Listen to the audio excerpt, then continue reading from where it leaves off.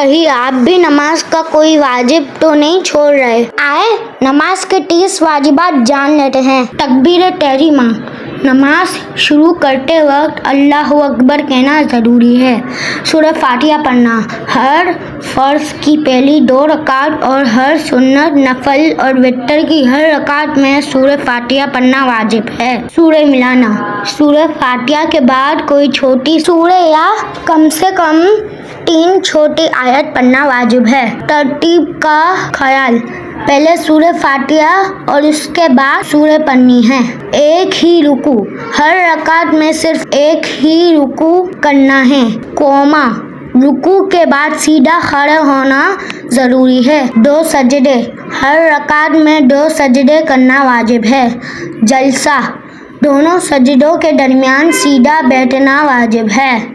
तादील अरकान, रुकू, कोमा, सजदा और जलसा में इत्मीनान से रुकना, जल्दी ना करना। कायदा उला, 2 रकात के बाद बैठना वाजिब है। तशहुद, कायदा उला में अत्तहियात पढ़ना वाजिब है। आखिरी कायदा, नमाज के आखिर में बैठना वाजिब है। आखिरी तशहुद, आखिरी बैठक में पूरी अत्तहियात पढ़ना वाजिब है। सलाम, नमाज ख़त्म करने के लिए सलाम फेरना वाजिब है। अस्सलाम कहना, सलाम फेरते वक्त कम से कम अस्सलाम कहना वाजिब है। वितर की दुआए कुनूत, वितर की तीसरी रकात में दुआए कुनूत पढ़ना वाजिब है।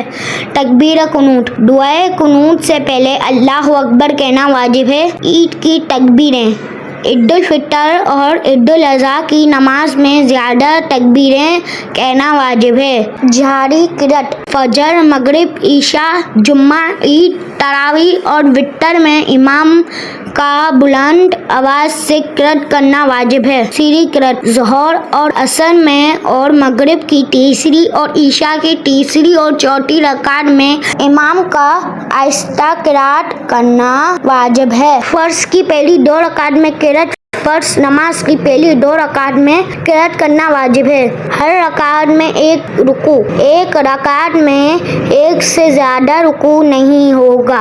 हर रकात में 2 सजदे, दोनों सजदे मुकम्मल तरीके से करना वाजिब है। दूसरी रकात के बाद बैठना, 3 या 4 रकात वाली नमाज में दूसरी रकात के बाद बैठना वाजिब है।